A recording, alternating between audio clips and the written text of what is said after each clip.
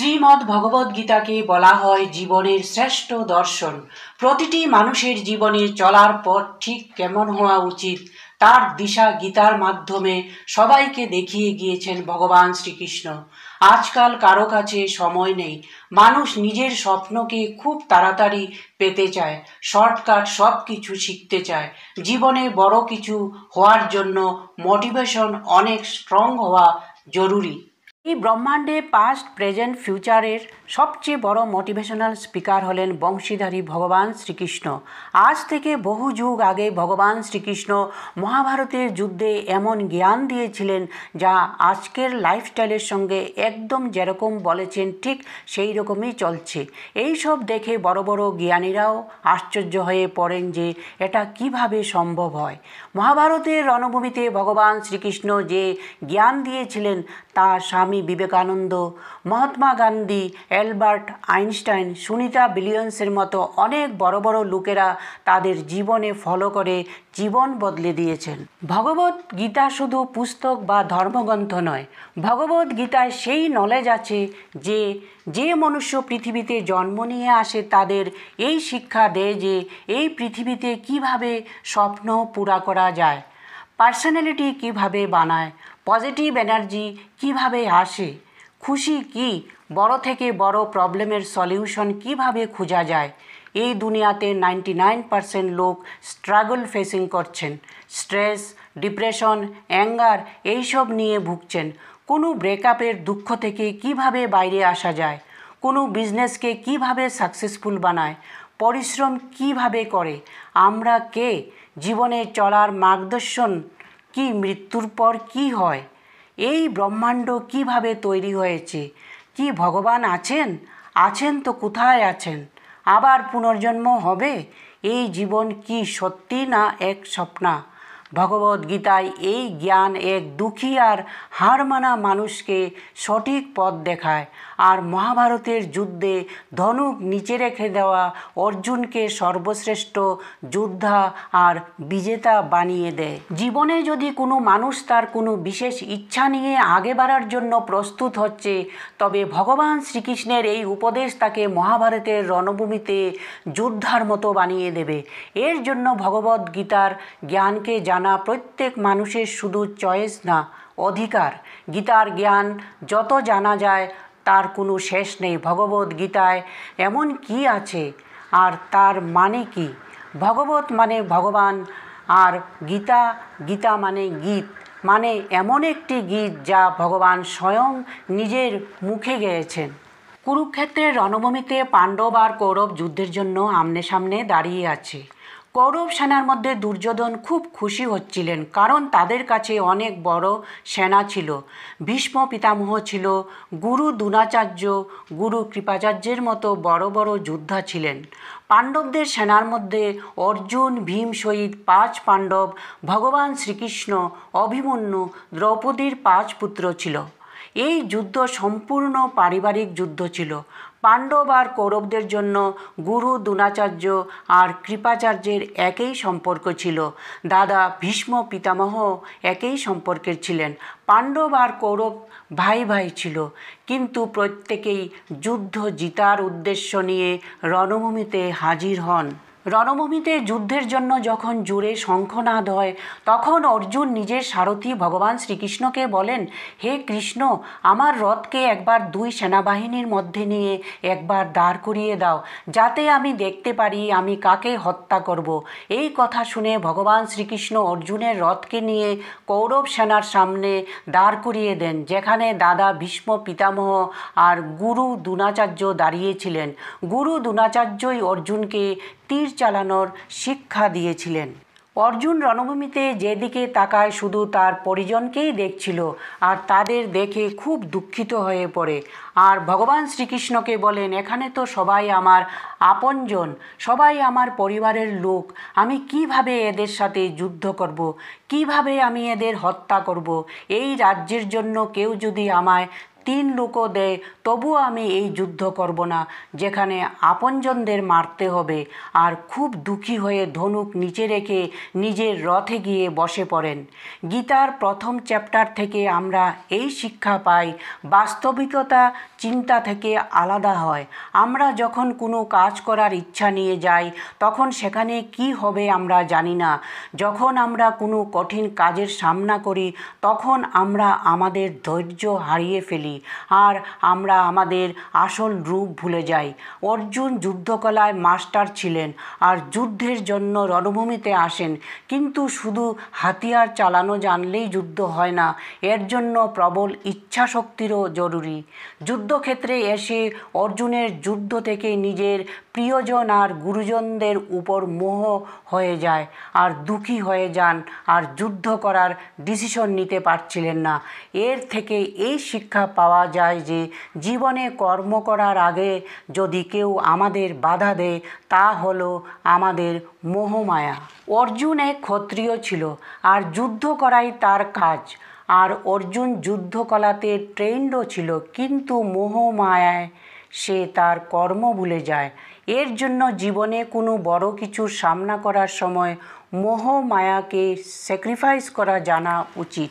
অর্জুন যখন যুদ্ধের জন্য রাজি হননি তখন ভগবান শ্রীকৃষ্ণ অর্জুনকে বলেন, হে অর্জুন, তোমার হঠাৎ কি হয়েছে? তোমার মুখ থেকে এরকম কমজোর কথা বলা একদম শোভা দিচ্ছে না।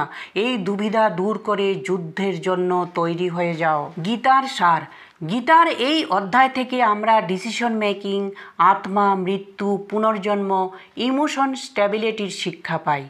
আর রাগের সব থেকে বড় রিজন এবং সলিউশন কীভাবে সবসময় খুশি থাকা যায়, জীবনে কিভাবে কঠোর পরিশ্রম করা যায়, এই সমস্ত জানতে পারি। ভগবান শ্রীকৃষ্ণ অর্জুনকে বলেন, হে অর্জুন, তোর মতো মানুষকে অন্যের মৃত্যু নিয়ে ভয় পাওয়া উচিত নয়। আর তুই কি ভাবছিস তুই মারলে এদের মৃত্যু হয়ে যাবে? এরা সবাই আর তুই সবার পূর্বজন্ম ছিল আর পরের জন্মও হবে। এর জন্য যা চিন্তা করে তুই দুঃখ করছিস এই জ্ঞান তোর অধুরা জ্ঞান।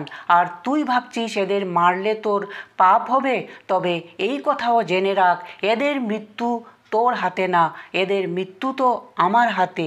তুই তো এদের মৃত্যু শুধুমাত্র একটি কারণ।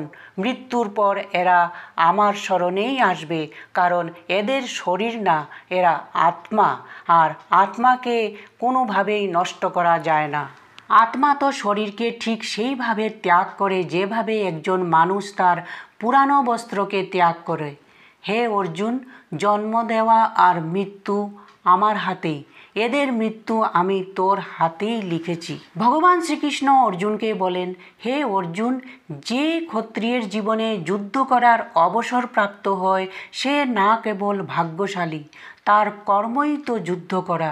তুই যদি এই যুদ্ধ না করিস তবে লোক তোর নিন্দা করবে আর তোর নামের সাথে কলঙ্ক জুড়ে যাবে। আর তোর মতো অর্জুনের কলঙ্ক মৃত্যুর সমান। যে লোক তোর সম্মান করত তারা সবাই তোর নিন্দা করবে আর তোর বীরতার উপর প্রশ্ন উঠাবে। এর জন্য অর্জুন, তুই সুখ দুঃখ, হার জিত, লাভ লোকসান সব ছেড়ে নিজের বিচার স্থির কর আর যুদ্ধের জন্য ধনুক উঠা। যুদ্ধতে তোর যদি মৃত্যু হয় তুই আমার শরণেই থাকবি আর বিজয়ী হলে এই পৃথিবীর সুখ প্রাপ্ত হবে। ভগবান শ্রীকৃষ্ণ অর্জুনকে বলেন, সবাই কাজ করার আগেই পরিণাম নিয়ে চিন্তা করে। কর্মফল দেওয়া তো আমার কাজ আর কর্ম করা তোমার কাজ। তখন অর্জুন ভগবান শ্রীকৃষ্ণকে প্রশ্ন করে, হে কেশব, আপনি আমার বিচার স্থির করার জন্য বলেছেন, আমি কিভাবে এই কাজ করব? তখন ভগবান বলেন, যে মনুষ্য নিজের ইচ্ছা আর কর্মফলের চিন্তা করা বন্ধ করে দেয় তাকেই স্থির বুদ্ধি বলে। এই ধরনের ব্যক্তির সুখ দুঃখ ভয় সব চিন্তা থেকে মুক্ত থাকে। যখন কোনো ব্যক্তি তার মনকে বশ করে নেয় তখন তার বুদ্ধি স্থির থাকে। যখন কোনো মনুষ্য তার ইচ্ছা নিয়ে চিন্তা করে তখন তার ইচ্ছা পূরণের স্বপ্ন আসে।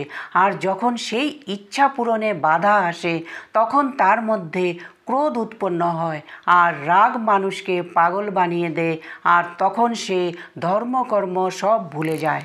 বন্ধুরা, গীতার 3য় চ্যাপ্টারে আমরা জানব দুনিয়াতে এমন দুটো কি জিনিস আছে যা দিয়ে আমরা যা চাই তা অর্জন করতে পারি। এই অধ্যায়ে বলা হয়েছে মনকে কিভাবে কাবু করে আমরা আমাদের জীবনের সব খারাপ অভ্যাস ত্যাগ করে নিজের এইমে পৌঁছতে পারি। অর্জুন বলে, হে কৃষ্ণ, আপনার কথা শুনে মনে হচ্ছে যে জ্ঞান কর্মের থেকে ঠিক, কিন্তু আপনি তো আমাকে সন্ন্যাসী না হয়ে যুদ্ধ করতে বলছেন। তবে আপনি এটা বলুন, আমি জ্ঞানের রাস্তায় যাব না যুদ্ধ করব? শুনে ভগবান শ্রীকৃষ্ণ বলেন, এই সংসারে আমি 2 রকমের যোগ বানিয়েছি। যোগ মানে এমন রাস্তা যা দিয়ে আমরা আমাদের জীবন সফল বানাতে পারি। তার মধ্যে এক হলো জ্ঞান যোগ, আরেকটি হলো কর্মযোগ। ভগবান শ্রীকৃষ্ণ বলেন, অর্জুন, তুমি এক মনুষ্য, তুমি চাইলেও নিজের কর্ম ছাড়তে পারবে না। যেমন তুমি তোমার শ্বাস বন্ধ করে থাকতে পারবে না, তাই জানা না জানা অবস্থায় কর্ম হয়েই যায়, কারণ তুমি এক মনুষ্য, আর তুমি ক্ষত্রিয় হয়ে ধর্মের সঙ্গেও যুক্ত হয়ে আছো। এর জন্য তোমার সন্ন্যাসী থেকে কর্মই শ্রেষ্ঠ, অর্থাৎ জ্ঞানযোগ আর সাংখ্যযোগ থেকে কর্মযোগই ঠিক হবে। অর্জুন, ফলের ইচ্ছা না করে তুমি তোমার কর্মযোগ করো। ভগবান শ্রীকৃষ্ণ বলেন, অর্জুন, তুমি যদি নিজেকে কর্মের কর্তা না মানো, তবে আমি তোমার কর্তা হয়ে তুমি না চাইলেও আমি তোমাকে সেই সুখ প্রদান করব যা তোমার প্রয়োজন। কিন্তু এই জগতের লোকেরা তোমার নিন্দা করবে, আর তুমি পরমাত্মার সাথে মানে আমার দর্শনও পাবে না। মহান লোকেরা যেমন খাওয়ার জন্য জীবিত থাকে না, তারা জীবিত থাকার জন্য খায়। এর জন্য তুমি পরিণামের জন্য না, মানুষের কল্যাণের জন্য যুদ্ধ করো। হে অর্জুন, তুমি মানুষের মধ্যে সব থেকে বড়, তাই তুমি যেভাবে কাজ করবে ঠিক সেইভাবে তোমার সন্তান মানে ভবিষ্যতেও কাজ করবে। ভগবান বলেন, অর্জুন, তুই আমাকেই দেখ, আমার তো কর্ম করার কোনো প্রয়োজন নেই, তবুও আমি আমার কর্ম করি, কারণ মানুষের আত্মা আমারই এক ছোট অংশ, আর আমি যেভাবে কাজ করব মনুষ্য ঠিক সেইভাবেই কাজ করবে। তা না হলে পুরা সৃষ্টি নষ্ট হয়ে যাবে। কেউ যদি তোমার সাথ না দেয়, তোমার আলোচনা করে, তুমি তার উত্তর না দিয়ে কর্ম করে যাও, প্রত্যেক মনুষ্য ঠিক সেইভাবেই কর্ম করবে। অর্জুন আবারও ভগবান শ্রীকৃষ্ণকে প্রশ্ন করে, হে কৃষ্ণ, মানুষ যদি পরমাত্মারই এক অংশ হয়, তবে মানুষের ভুল কেন হয়? সে খারাপ কাজ কেন করে? ভগবান শ্রীকৃষ্ণ বলেন, মনুষ্যের শরীর ভোগবিলাস করতে চায়, কারণ মানুষের প্রকৃতি এইরকম। যদি তার কোনো ইচ্ছা পুরা না হয়, তার ক্রোধ আসে। যেরকম ধোঁয়ার জন্য আগুন দেখা যায় না, ঠিক সেই রকম মানুষের কাম ক্রোধের জন্য মানুষ ধর্মকর্ম আর পরমাত্মা দেখতে পায় না। আর কাম ক্রোধের কারণে মানুষ তার ইন্দ্রিয় আর মনের নিয়ন্ত্রণ হারিয়ে ফেলে, আর না চাইলেও খারাপ কাজ আর ভুল করে থাকে। ভগবান শ্রীকৃষ্ণ বলেন, অর্জুন, তুই এই কথা সর্বদা মনে রাখবি, এই শরীর থেকে শক্তিশালী তার ইন্দ্রিয়, ইন্দ্রিয় থেকে শক্তিশালী তার মন, মন থেকে শক্তিশালী বুদ্ধি, আর বুদ্ধি থেকে শক্তিশালী হলো আত্মা মানে তুই। এর জন্য অর্জুন, বুদ্ধি দিয়ে আত্মাকে বশ কর। বুদ্ধি মনকে বশ করবে, আর মন ইন্দ্রিয়কে বশ করবে, আর ইন্দ্রিয় শরীরকে মানে তোমার খারাপ কর্মকে। গীতা অধ্যায় 4তে আমরা জানব ভগবান কী রূপে পৃথিবীতে আসেন, কিভাবে ভগবানের দর্শন হয়, গুরুর কাছ থেকে কিভাবে জ্ঞান প্রাপ্ত হয়, জ্ঞান কেন জরুরি। শ্রীকৃষ্ণ বলেন, যে মহান গীতা জ্ঞান আজ আমি তোকে বলবো, তা আমি বহু যুগ আগেই এই পৃথিবীতে বলেছি, কিন্তু সময়ের সাথে সাথে সব লুপ্ত হয়ে গেছে। তখন অর্জুন শ্রীকৃষ্ণকে বলে, কৃষ্ণ, আপনি তো এখন বর্তমানকালে, আপনি বহু যুগ আগে কিভাবে এই কাজ করেছেন? তখন ভগবান শ্রীকৃষ্ণ বলেন, অর্জুন, তোর আমার কত জন্ম হয়ে গেছে। যখনই সংসারে ধর্মের নাশ হয় তখন এই অধর্মের নাশ করতে আমি মানবরূপে পৃথিবীতে জন্ম নেই আর কর্ম করে শরীর এখানেই রেখে চলে যাই। যে ভক্ত আমায় স্মরণ করে আমিও সেই শিষ্যের সাথে প্রেম করি। এই সংসার আমিই বানিয়েছি, তবু আমি এই চিন্তা করি না যে সংসার আমি বানিয়েছি। এর জন্য মনুষ্যকে কর্ম করার সময় এই চিন্তা করা উচিত না। যে মনুষ্য সুখ দুঃখ সব ছেড়ে নিজের কর্ম করে সেই শ্রেষ্ঠ মনুষ্য। যার নিজের কোনো অহংকার নেই সে অতি শ্রেষ্ঠ। অর্জুন, যে মানুষ এই পৃথিবীতে খুশি না সে পরলোকেও খুশি থাকে না। সেই জন্য প্রত্যেক মানুষকে তার গুরুর নির্ণয় করে ইন্দ্রিয়কে জিতে লোভ ত্যাগ করে গুরুর কাছ থেকে জ্ঞান প্রাপ্ত করা উচিত, এবং এতে বড় বড় পাপীরাও আমার স্মরণে এসে যায়। ভগবদ্গীতা পঞ্চম অধ্যায়ে আমরা জানব কিভাবে আমরা আমাদের গোল প্রাপ্ত করতে পারি। আর আলস কি? অর্জুন বলেন, আমি এখনো বুঝতে পারছি না আমার জন্য কর্ম ঠিক না সন্ন্যাস। তখন শ্রীকৃষ্ণ বলেন, কর্ম আর সন্ন্যাস রাস্তা আলাদা কিন্তু মঞ্জিল একই, আর সে হলো ভগবান। যে ব্যক্তি নিজের মনকে কন্ট্রোলে রাখে, যে কর্ম করে ভাবে কর্ম আমি না ভগবান করেছেন, যে সমস্ত জীবজন্তুকে একইভাবে দেখে, সেই মনুষ্য মৃত্যুর পর পরমাত্মার সাথে মিলে যায়। মহান পুরুষ তার প্রতিটি কাজ নিজের বিচারে করে আর অন্যের কল্যাণের জন্য করে। পরমাত্মা কখনো মানুষকে খারাপ কাজ করতে বলে না, মানুষই সেই খারাপ কাজ করে তার ফলের নির্মাণ করে। আমি তো তাদের কর্মের ফল তাদেরকেই ফিরিয়ে দেই। শরীরকে যত সুখ দেওয়া যায়, শরীরের ইচ্ছা কখনো শেষ হয় না। এর জন্য অর্জুন, তোর মতো বুদ্ধিমান ব্যক্তিকে শরীরের ইচ্ছার প্রতি মন লাগানো উচিত নয়। এই সংসারে আসল যোগী তো সে যে শরীরের নাশ হওয়ার আগেই নিজের ক্রোধ নাশ করে ফেলে। ভগবান শ্রীকৃষ্ণ বলেন, হে অর্জুন, এই ইন্দ্রিয়, মন, বুদ্ধি, আশা, ভয়, ক্রোধই তোর পরম শত্রু। এদের ত্যাগ কর। ভগবদ্গীতায় যে পথ বলা হয়েছে তা মনুষ্যকে ভগবানের সঙ্গে মিলিয়ে দেয়। আর এই কথা যদি কেউ নিজের জীবনে গ্রহণ করে তবে তার জীবনের সব স্বপ্ন হাসিল করে নেয়। ভগবান প্রাপ্তির জন্য মনকে বশ করা যত জরুরি, ঠিক সেই রকম নিজের লক্ষ্য প্রাপ্তির জন্য মনকে বশ করা জরুরি। ভগবদ্গীতা ষষ্ঠ অধ্যায়ে আমরা জানব এক যোগী কী, কিভাবে সে যোগী হয়। যে মানুষ তার জীবনে বড় কিছু হতে চায়, আর এই কথাও জানব যে একজন মানুষ খুব পরিশ্রম করে কিন্তু তার মৃত্যুর আগে যদি তার স্বপ্ন পূরণ না হয় সে কি করবে। তখন ভগবান শ্রীকৃষ্ণ বলেন, শুধু সংসার ত্যাগ করলেই যোগী হওয়া যায় না। যে ব্যক্তি কোনো কর্মের উপর লোভ রাখে না সেই আসল যোগী। যে ব্যক্তি নিজের মনকে জিতে নেয় সেই ব্যক্তির সংসারে আর কিছুই জিতার প্রয়োজন হয় না। আর যার মন এদিক ওদিক দৌড়ায় তার জন্য সংসারে কিছুই পাওয়া এত সহজ হয় না। আমাদের গোলাম মন আমাদের মিত্র হয়ে যায়, আর আমরা যদি তার মিত্র হয়ে যাই তবে সে আমাদের সবচেয়ে বড় শত্রু হয়ে দাঁড়ায়। যে ব্যক্তি নিজের মনের সংসারের কোনো বিচারের বাসনা বা কোনো বস্তুর প্রতি মোহিত হয় না, আর মিত্র, শত্রু, মহাত্মা, পাপী, জীবজন্তু আদির প্রতি সমান ব্যবহার রাখে, এটাই আসল যোগীর পরিচয়।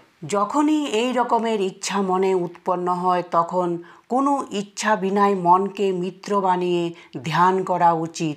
এই রকম যোগীরা নিদ্রা আর ভোজন এতটাই করে যতটুকু তাদের প্রয়োজন। এই ধরনের যোগীরা নিজের বচনেও স্থির থাকে, যেভাবে হাওয়ার মধ্যে যেমন দীপকের লো প্রজ্বলিত থাকে। অর্জুন ভগবান শ্রীকৃষ্ণকে বলে, মন খুব চঞ্চল, তাকে এক জায়গায় ধরে রাখা খুব কঠিন। তখন ভগবান শ্রীকৃষ্ণ বলেন, এই কথা সত্য, মনকে ধরে রাখা কঠিন, কিন্তু তুই এটাও জেনে রাখ, বারবার যোগাভ্যাস আর আত্মবিশ্বাসে অসম্ভব কাজও সম্ভব হয়ে যায়। অর্জুন আবারও প্রশ্ন করে, কোনো যোগী যখন ধ্যান কেন্দ্রিত করে যোগ করে আর অন্তিম সময়ে তার ধ্যানভঙ্গ হয়ে যায়, তবে কি তার সমস্ত তপস্যা শূন্য হয়ে যাবে? তখন ভগবান শ্রীকৃষ্ণ বলেন, না অর্জুন, নিরন্তর পরমাত্মার আগে বাড়া আত্মার অধিকার। তবুও যদি কোনো কারণে তার ধ্যানভঙ্গ হয়ে যায়, তার আত্মা বিচলিত হয়ে যায়, তবুও সে যোগভ্রষ্ট পুণ্য পুরুষের লোকে কয়েক বছর আনন্দ প্রাপ্তি করে আর সেখানে সে সুখে জীবন ব্যতীত করে কোনো পুণ্য আত্মার ঘরে জন্ম নেয়। আর এইভাবে আত্মার যাত্রা সেখান থেকে শুরু হয় যেখানে সে পূর্বজন্ম সমাপ্ত করেছিল। এইভাবে আবারও নূতন রূপে জন্মগ্রহণ করে। ভগবদ্গীতা সপ্তম অধ্যায়ে বলা হয়েছে, ঈশ্বর কিভাবে এই সংসারকে চালান, ঈশ্বরের কোন ভক্ত বেশি প্রিয়, মানুষ কেন ভগবানকে জানতে পারে না। তখন ভগবান শ্রীকৃষ্ণ বলেন, আমি তোকে আজ এমন জ্ঞানের কথা বলবো যার পর তোর আর অন্য কোনো জ্ঞানের প্রয়োজন হবে না। তখন ভগবান শ্রীকৃষ্ণ বলেন, আমার দুই রূপ, এক জড় রূপ যেখানে পৃথিবী, অগ্নি, জল, বায়ু, আকাশ, মন, বুদ্ধি আর অহংকার, আর অন্য চৈতন্য রূপ যেখানে সৃষ্টির চক্র, সময়কেও আমিই চালাই। জল, সূর্য, চন্দ্রমা, আমি ওঙ্কার, আমি পৃথিবীর সব পবিত্র গ্রন্থ, অগ্নি বুদ্ধিজীবীর তেজ, তপস্বীর তপ, ধর্মের পবিত্র কর্ম, শক্তিশালীর বল। এই সংসারের মনুষ্য সাংসারিক গুণের গুলাম, এর জন্য আমাকে জানতে পারে না। বাস্তবে এই সাংসারিক গুণ আমারই মায়া। যে মনুষ্য কোনো ইচ্ছাপূর্তির জন্য কোনো দেবতার ভক্তি করে, আমি তার আস্থাকে দেবতার কাছে স্থির করে দেই। আমি ভূতকাল, বর্তমান আর ভবিষ্যৎ পুরা জানি। যে ভক্ত এই সংসার মায়া ছেড়ে শ্রেষ্ঠ কর্মের আচরণ করে, আমার ভক্তি করে, সে মৃত্যু থেকে মুক্ত হয়ে আমারই শরণে আসে। ভগবদ্গীতা অষ্টম অধ্যায়ে জানবেন ভগবানকে কিভাবে প্রাপ্ত করা যায়, দেবতা কে, এই সংসার কিভাবে চলে, আর কেন আমাদের হার্ডওয়ার্ক করা উচিত। অর্জুন বলে, হে কৃষ্ণ, এই পরম ব্রহ্ম কি, আধ্যাত্ম কি, কর্ম কি, আর এই সংসারের নির্ণয় কে করে, আর কোনো যোগী কিভাবে আপনাকে চিনতে পারে। ভগবান শ্রীকৃষ্ণ বলেন, ব্রহ্ম পরম অক্ষর, আধ্যাত্ম যোগের স্বরূপ, কর্ম অতীতের এক এমন ত্যাগ যা বর্তমানে পরিণাম উৎপন্ন করে, সর্বদা উৎপন্ন, আর যার অন্ত হয় তারই নাম সংসার। শাস্ত্রতে যাকে পরম পুরুষ বলা হয় সেই দেবতা। এই সংসারের নির্ণয় আমিই করি। যে পুরুষ অন্তিমকালে যে ভাব মনে রেখে ভ্রুকুটিকে মধ্যে কেন্দ্রিত করে শরীর ত্যাগ করে, তার সেই ভাবই প্রাপ্ত হয়। এর জন্য যে আমাকে স্মরণ করে সে আমার কাছেই আসে। এর জন্য অর্জুন, তুই আমার ধ্যান করে যুদ্ধ কর। যে মনুষ্য আমায় স্মরণ করে সে খুব সহজে আমার কাছে পৌঁছাতে পারে, আর যে আমার কাছে আসে তার দুঃখ আর মৃত্যুর চক্র সমাপ্ত হয়ে যায়। ব্রহ্মার এক দিন 1000 যুগ হয়, এক রাতও 1000 যুগের হয়। ব্রহ্মার দিনের সকালবেলা নির্মাণ হয় আর রাতের আরম্ভে আবার সংসার ব্রহ্মায় মিলীন হয়ে যায়। আর প্রতিটি দিনের এইভাবেই চক্র চলতে থাকে। কিন্তু যে আমার ভক্ত সে শীঘ্রই এই চক্র থেকে মুক্তি পেয়ে যায়। ভগবান শ্রীকৃষ্ণ বলেন, অর্জুন, আজ আমি তোকে দুটি রাস্তা বলবো, যা হয়ে মানুষের পরম গতি প্রাপ্ত হয় অথবা সংসারে ফিরে আসে। সূর্যের যখন প্রকাশ থাকে শুক্লপক্ষ হয়, সূর্য উত্তরায়ণে থাকে, তখন শরীর ত্যাগ করা কর্মযোগী চিরদিনের জন্য আমার স্মরণ স্মরণে আসে। আর যখন রাত্রি হয়, কৃষ্ণপক্ষ থাকে, সূর্য দক্ষিণায়নে থাকে, সেই সময় পরম যোগী শরীর ত্যাগ করে পরলোকে আনন্দ ভোগ করে আবার জন্ম নেয়।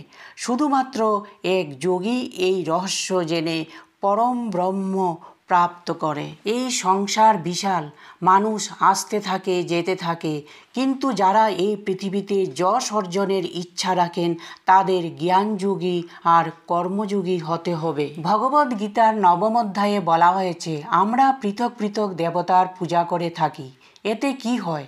শ্রীকৃষ্ণ বলেন, আজ আমি তোকে অনেক বড় গুপ্ত জ্ঞানের কথা বলবো। যে মনুষ্য আমার প্রতি শ্রদ্ধা রাখে না, তারা এই সংসারে দুঃখ কষ্ট ভোগার জন্য আসতে যেতে থাকে। আমি এই সংসারে বারবার নির্মাণ করি আর বিনাশ করি। আমি মানুষকে তার কর্ম অনুযায়ী ফল দেই, পুনর্জন্ম ও আমিই দেই। সংসারের সমস্ত কর্ম করেও আমি কোনো অহংকার করি না, আমিই সব কর্ম করি।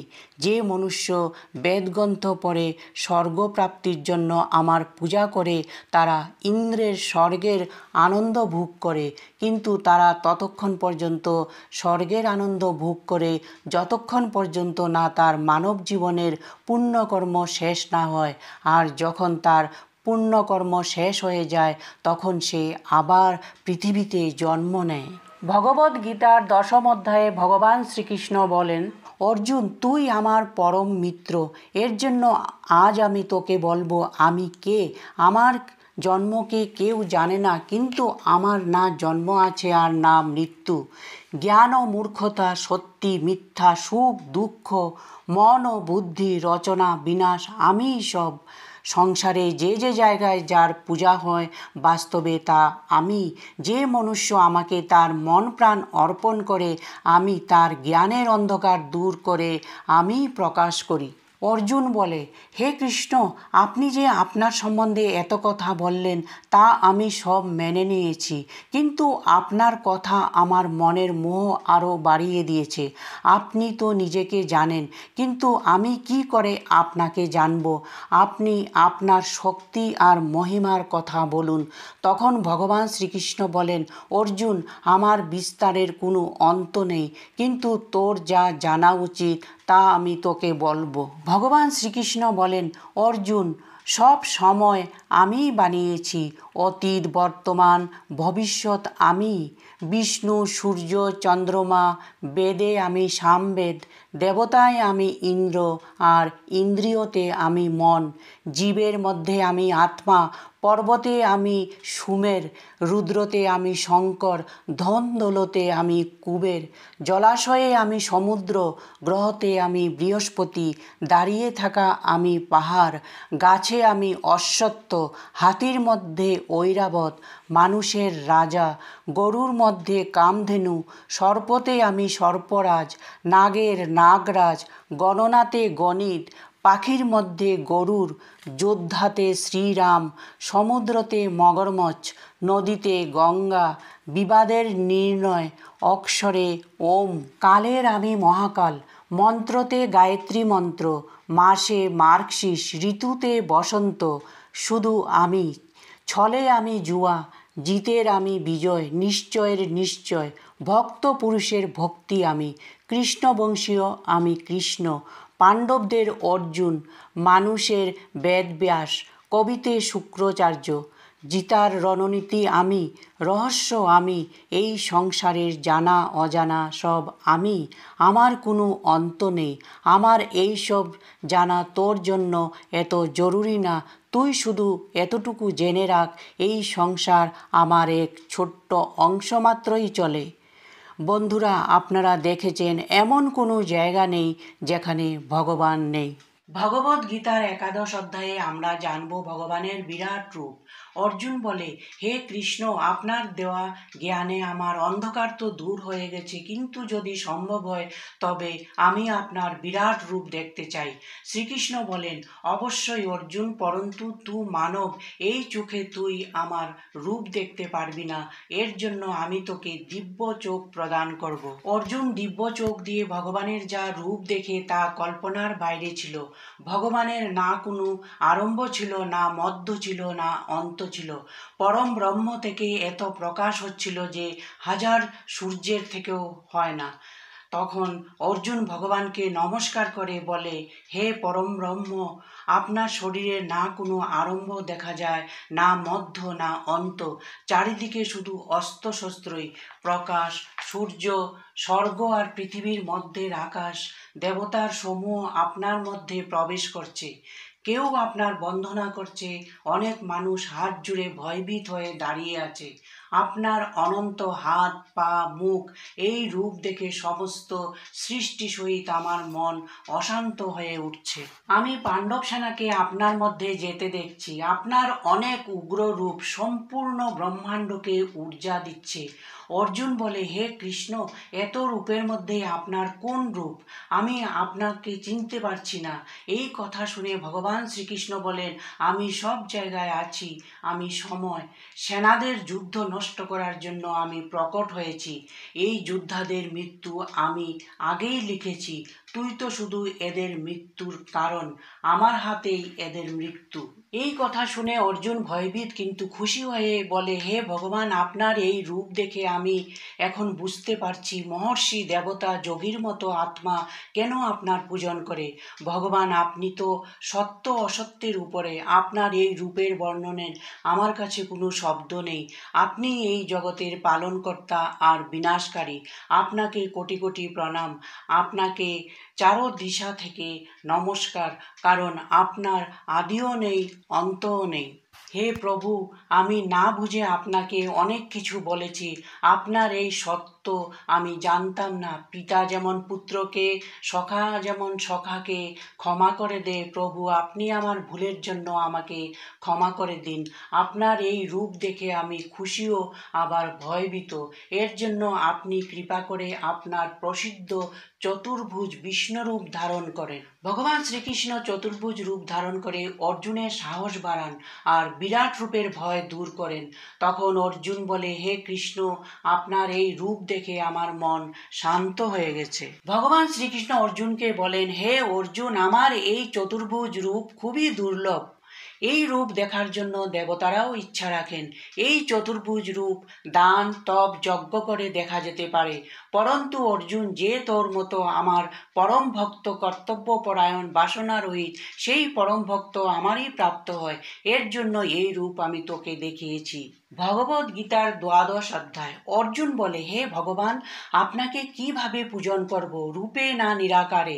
শ্রীকৃষ্ণ বলেন, যে ভক্ত মনকে একাগ্র করে শ্রদ্ধাযুক্ত হয়ে আমার স্বরূপ পরমেশ্বরের ভজন করে, সে যোগীর মধ্যে আমার শ্রেষ্ঠ লাগে। পরন্তু যে ভক্ত ইন্দ্রিয়কে বশ করে মন বুদ্ধি দিয়ে আমার অবিনাশী রূপের ধ্যান করে, তা আমারই প্রাপ্ত হয়। যে ভক্ত কর্মকে আমায় অর্পণ করে আমার চিন্তন করে, সেও আমারই প্রাপ্ত হয়। এর জন্য তুই আমারই চিন্তন কর। আর যদি তোর মনকে বশ করা সম্ভব না হয়, তবে তুই যোগ দ্বারা আমাকে প্রাপ্ত করার চেষ্টা কর।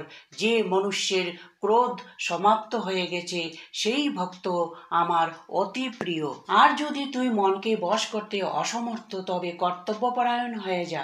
অভ্যাস থেকে জ্ঞান শ্রেষ্ঠ, জ্ঞান থেকে পরমেশ্বরের ধ্যান শ্রেষ্ঠ, আর ধ্যান থেকে শ্রেষ্ঠ সব কর্মের ফলের ত্যাগ করা। এতে তৎক্ষণাৎ শান্তি পাওয়া যায়। যে ব্যক্তি সমস্ত রকমের সুখ, দুঃখ, শত্রু, মিত্র, লাভ, হানি, মোহ, ইচ্ছা সব থেকে মুক্ত, সমস্ত প্রাণীকে সমানভাবে দেখে, যে নিজের মন আর ইচ্ছা শক্তিকে বশে রাখে, সেই তাদের জন্য শ্রেষ্ঠ। যে নিন্দা আর প্রশংসা এক সমানভাবে যে কোনো জায়গায় অ্যাডজাস্ট করে থাকতে পারে, সেই ভক্ত আমার শ্রেষ্ঠ লাগে। আর এর মধ্যে যে নিষ্কাম মনে আমার ভজন করে, সেই ভক্ত আমার অতি প্রিয়। ভগবদ গীতার 13 অধ্যায়। ভগবদ্গীতা 13 অধ্যায় থেকে আমরা জানব কিভাবে অ্যাকশন থেকে রেজাল্টসের উৎপত্তি হয়। ভগবান শ্রীকৃষ্ণ বলেন, এই শরীর এক ক্ষেত্রের মতো, আর যার এর জ্ঞান আছে তাকে ক্ষেত্রজ্ঞ বলা হয়। যেভাবে ক্ষেতে যেরকম বীজ বপন করা হয় আর সময় হলে ঠিক সেই রকম ফলের উৎপত্তি হয়, ঠিক সেইভাবে জীবনে মনুষ্য কর্মফলের যেরকম বীজ বপন করে, সময় আসলে ঠিক সেইভাবে ফল দেয়। এর জন্য এই শরীরকে ক্ষেত্র বলা হয়েছে। এই ক্ষেত্র আর ক্ষেত্রজ্ঞের বিদ্বানেরা অনেক রকম বর্ণনা করেছেন। আর এই জ্ঞানে পঞ্চমহাভূত মানে পৃথিবী, অগ্নি, জল, বায়ু, আকাশকে মিলিয়ে মন, বুদ্ধি, অহংকার আর ইন্দ্রিয়, সুখ, দুঃখ, চেতনা, শরীর, ধৈর্য আর বিকারও সম্মিলিত আছে। ভগবান শ্রীকৃষ্ণ বলেন, হে অর্জুন, আজ আমি তোকে পরম ব্রহ্মকে প্রাপ্ত করার জ্ঞান কি বলবো। মানুষের মধ্যে কোনো বিশেষ খুবই থাকলে কখনো অহংকার করা উচিত না। অন্যের প্রতি মনে ক্ষমার ভাব, গুরুর সেবা আর মন আর বাণীতে সরলতা, মন আর ইন্দ্রিয় নিয়ন্ত্রণে রাখা, কোনো বস্তুর প্রতি মনকে চঞ্চল করা, সন্তান, জীবনসাথী, ঘর, ধনে মোহ না রাখা, ভালো মন্দে মনের স্থিরতা, বাসনাযুক্ত লোকের থেকে দূরে থাকা, ভগবানের ধ্যানে মগ্ন থাকা। হে অর্জুন, এখন আমি তোকে পরম ব্রহ্মার কথা বলবো।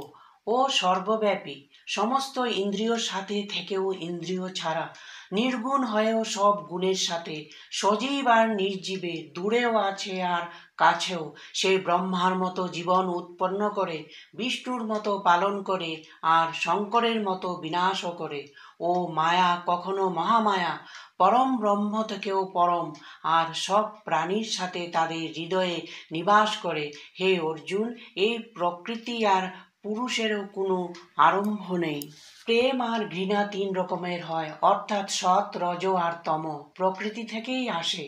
প্রকৃতিতে জন্ম মনুষ্য প্রকৃতির গুণকেই ভোগ করে, আর সেই ভোগ অনুসারেই তার জন্ম আর মৃত্যুর নির্ণয় হয়। এইভাবে যে মনুষ্য প্রকৃতির এই জ্ঞানকে জানে, সে কর্ম করা অবস্থায় আমায় প্রাপ্ত হয়, আর সেই পরমাত্মাকে আলাদা আলাদা রূপে প্রাপ্ত করে।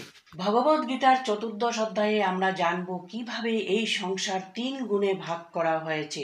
শ্রীকৃষ্ণ বলে, হে অর্জুন, এখন আমি তোকে সংসারের সেই তিন গুণ সম্বন্ধে বলবো, যা আত্মাকে শরীরের মোহতে বাঁধে, আর যা জেনে কোনো মনুষ্য আমার স্মরণে আসতে পারে। এই তিন গুণ হলো সত্যগুণ, রজগুণ আর তমগুণ। সত্যগুণ সব গুণের শ্রেষ্ঠ, যা জ্ঞান আর সুখ প্রদান করে। রজগুণ কামনা আর আসক্তি থেকে উৎপন্ন হয়, যা কর্মকে ফলের সাথে বাঁধে। তমগুণ মনুষ্যকে ভোগ বিলাস, আলস আর নিদ্রাতে বাঁধে। ভগবান শ্রীকৃষ্ণ বলেন, হে অর্জুন, সত্যগুণ সুখ দেয়, রজগুণ কর্ম করায়, আর তমগুণ নিজের স্থান থেকে নিচে নামিয়ে দেয়। যে কোনো দুটো গুণকে বশ করলে তৃতীয় গুণের প্রাপ্তি হয়। যখনই মনে শান্তি আর জ্ঞানের অনুভব হয়, তখন বোঝা উচিত সত্যগুণ বাড়ছে। যখনই মনে স্বার্থ আর লোভের আভাস হয়, তখন রজগুণ বাড়ে। আর যখন মনে অন্ধকার, আলস্য আর নিদ্রার উৎপন্ন হয়, তখন মানুষের তমগুণ হয়। সত্যগুণে মৃত্যু প্রাপ্তি, মানুষের পরমাত্মার প্রাপ্তি হয়। রজগুণ ব্যক্তি আবার মনুষ্যরূপে জন্ম নেয়। তমগুণ ব্যক্তি পরের জন্মে কীট পতঙ্গ হয়। সাত্ত্বিক কর্মের পরিণাম সুখ, রাজস কর্মের পরিণাম দুঃখ, আর তামস কর্মের পরিণাম অজ্ঞানতা। এই তিন গুণই আমাদের কর্ম করায়।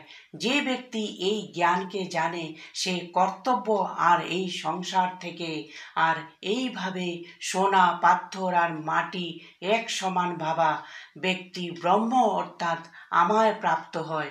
এই তিন প্রকার সাত্ত্বিক, রাজস আর তামস আমাদের ডেইলি লাইফে খুব জরুরি। কর্ম করে কেউ যদি আশা না রাখে, সে খুশি থাকে। আর আশা রেখে কর্ম করলে কোনো গ্যারান্টি নেই যে খুশি হবে না, দুঃখ। কেউ যদি কারো ক্ষতি করার জন্য কোনো কর্ম করে, তবে এটা নিশ্চিত যে কোনো না কোনো রূপে তা ফিরে পেতেই হবে। ভগবদ গীতার পঞ্চদশ অধ্যায়ে বলা হয়েছে, ভগবান শ্রীকৃষ্ণ বলেন, এই সংসার এক উল্টা অশ্বত্থ গাছের মতো, যার শিকড় উপরে আর ডাল পাতা নিচের দিকে। অশ্বত্থের ডাল বেদকে দেখে, আর ডালের শেষে যে ফল তা কার্যফলের মতো। এই গাছের যত শাখা, সেটা সত্য, রজ আর তমতেই উৎপন্ন। এর জড়ে স্বয়ং পরমাত্মা বিরাজমান। এই গাছের শাখার অবশেষে নূতন ফল মানুষের ইচ্ছাকে ব্যক্ত করে। এই গাছ চারদিশাতে এইভাবে বড় হয় যে মনুষ্যকে উলঝনে রেখে দেয়। আর যে এই রহস্য জেনে নেয়, তার পরম ব্রহ্ম প্রাপ্ত হয়। যার মান সম্মান মোহ অপমান সব নষ্ট হয়ে গেছে আর বুদ্ধি স্থির হয়ে গেছে, সেই পুরুষ এর থেকে মুক্তি পেতে পারে আর মুক্তি পেয়ে পরম পদ প্রাপ্ত করতে পারে, কারণ সেটা আমার পরম ধাম। হে অর্জুন, এই মানব শরীরের আত্মা আমারই অংশ, আর এই আত্মা মৃত্যুর পর অন্যের শরীরে চলে যায়। এই শরীর কান, নাক, চোখ, ত্বচা আর মনের বাসনার সেবন করে। এ কেবল জ্ঞানীরাই জানতে পারে। এই সংসারে শরীর নাশমান আর আত্মা অবিনাশী, আর এর সবচেয়ে শ্রেষ্ঠ হলো পরমাত্মা, যে সবার পালন পোষণ করে। এর জন্য আমিই পুরুষোত্তম। ভগবদ গীতার ১৬ অধ্যায়ে বলা হয়েছে মানুষের ২ রকম ব্যবহার কি। ভগবান শ্রীকৃষ্ণ বলেন, এই সংসারে মানুষের ২ রকম স্বভাব হয়, এক দৈব স্বভাব আর এক অসুরী স্বভাব। দৈব স্বভাব মানে দেবতার সমান, আর অসুরী মানে রাক্ষসের স্বভাব। ভগবান শ্রীকৃষ্ণ বলেন, দৈবীয় স্বভাব হলো কখনো ভয় না করা, নিজের মনকে শুদ্ধ রাখা, সবসময় ভগবানের স্মরণ করা, ইন্দ্রিয়কে বশে রাখা, ধর্মগ্রন্থ পাঠ করা, কোনো জীবকে কষ্ট না দেওয়া, সমস্ত জীবাত্মাকে সমান দেখা, কখনো ক্রোধ আর মোহ না করা, ক্ষমা করা, ধৈর্য রাখা, নিজের গুণের অভিমান না করা হলো দৈবীয় গুণ। মানুষের ক্রোধ, সাংসারিক আসক্তি, অজ্ঞানতা, বাসনা, আশা রাখা হলো অসুরী স্বভাব। অসুরী স্বভাব ব্যক্তি না সম্মান দিয়ে কথা বলে, না সত্য বলে।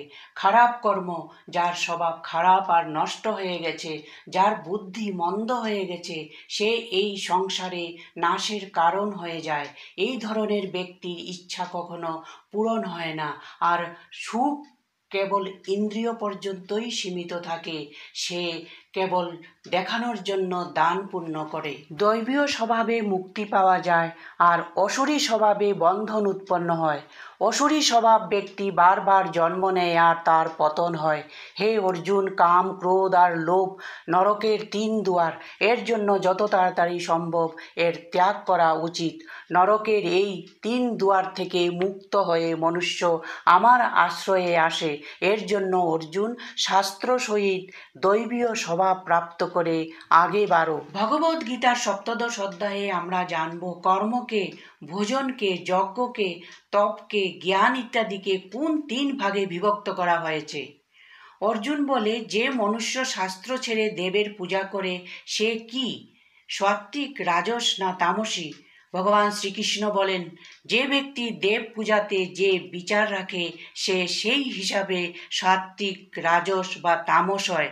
সাত্ত্বিক লোক দেবতাকে পূজন করে, রাজস রাক্ষসকে, আর তামস প্রেতের পূজা করে। যে মনুষ্য শাস্ত্র থেকে দূরে থেকেও মনে কঠিন নির্ণয় নিয়ে তার কর্ম করে আর কর্মকেই তপ মেনে কর্ম করে, সে এই সংসার থেকে মুক্ত থাকে। আর ভোজনও সাত্ত্বিক, তামস আর রাজস হয়।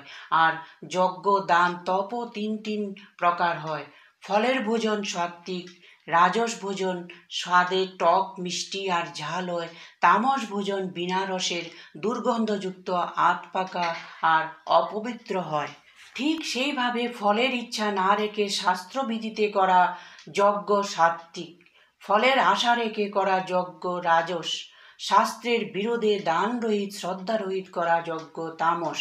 ঠিক সেইভাবে ফলের ইচ্ছা না রেখে করা তপকে সাত্ত্বিক, কোনো বস্তুর প্রাপ্তির জন্য করা তপ রাজস, আর কারো হানির জন্য করা তপকে তামস তপ বলা হয়। দানে যে দান কর্তব্য ভেবে করা হয় সেই দান সাত্ত্বিক, যেমন কোনো ক্ষুধার্তকে ভোজন করানো, বস্ত্রহীনকে বস্ত্র দেওয়া, আকাল ক্ষেত্রে অন্নদান করা। যে দান নিজের মান বাড়ানোর জন্য করা হয়, কিছু পাওয়ার ইচ্ছা রেখে করা হয়, তা রাজস। আর যে দান কাউকে অপমান করে বলপূর্বক করা হয়, তা তামস দান। গীতার ৮দশ অধ্যায়ে আমরা জানব সন্ন্যাস আর ত্যাগ কি এক।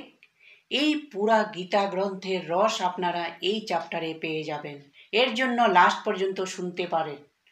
অর্জুন বলে, হে কৃষ্ণ, আমি ত্যাগ আর সন্ন্যাস কি জানতে চাই। তখন শ্রীকৃষ্ণ বলেন, এই সংসারে কিছু লোক কর্মফলকে ত্যাগ বলে, আর যদি কর্মকে ত্যাগ করা হয় তাকে সন্ন্যাস বলা হয়। এর জন্য অর্জুন তুই এখন আমার কাছ থেকে ত্যাগ আর সন্ন্যাস কি ভালোভাবে জেনে নে। ভগবান শ্রীকৃষ্ণ বলেন, আমি তোকে প্রথমে ত্যাগ সম্বন্ধে বলবো। এই ত্যাগও 3 রকমের হয়, সাত্ত্বিক, রাজস আর তামস। যজ্ঞ, তপ আর দান এই 3টি ত্যাগের যজ্ঞ না, কারণ ফলের ইচ্ছা বিনা করা যজ্ঞ, তপ আর দান এটাই সাত্ত্বিক দান বলা হয়।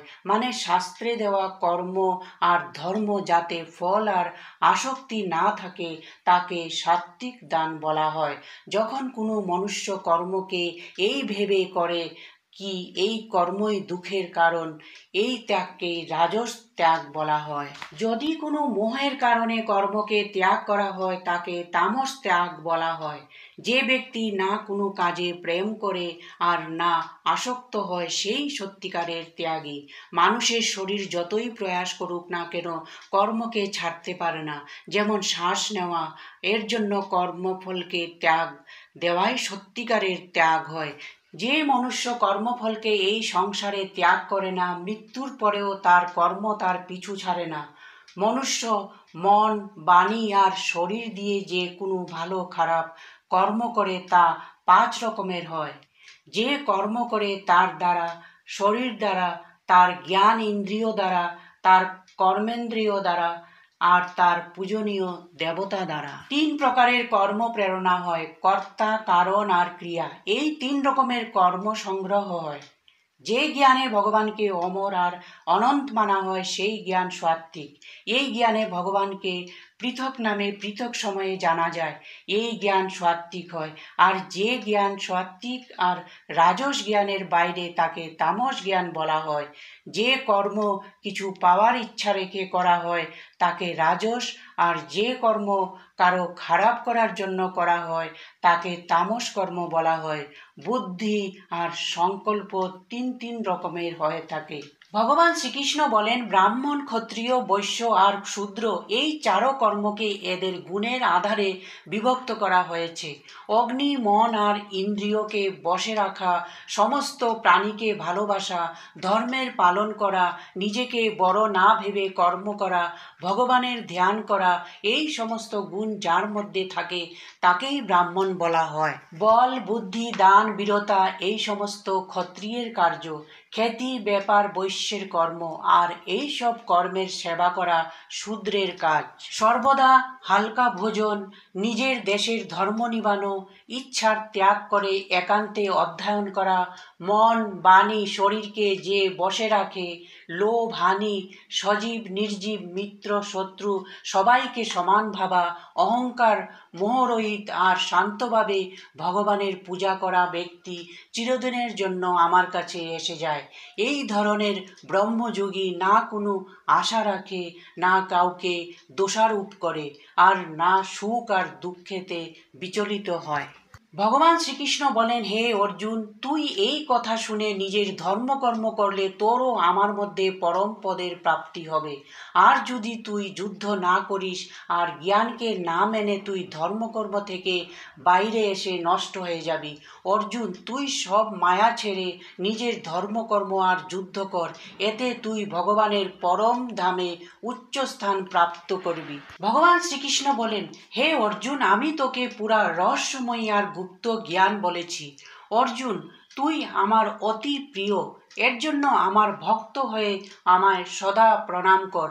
আমি প্রতিজ্ঞা করছি এই কাজ করলে তুই আমার কাছেই আসবি।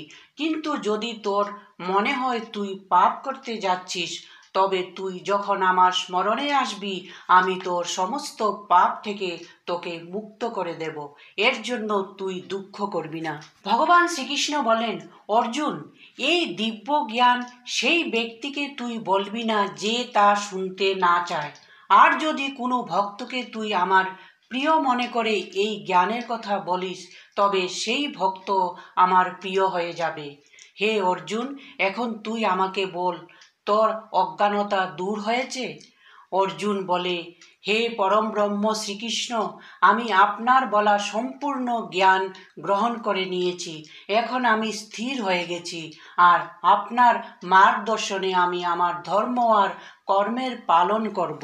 জীবনে যে ভগবান শ্রীকৃষ্ণের এই কথা, এই জ্ঞান ফলো করে, তার জীবনের সকল প্রবলেম সলভ হয়ে যায় আর তার বড় থেকে বড় স্বপ্নও হাসিল হয়ে যায়। এই পরম গ্রন্থ ভগবদ গীতার প্রত্যেক ধর্মের মানুষের সমান অধিকার আছে। জয় শ্রীকৃষ্ণ।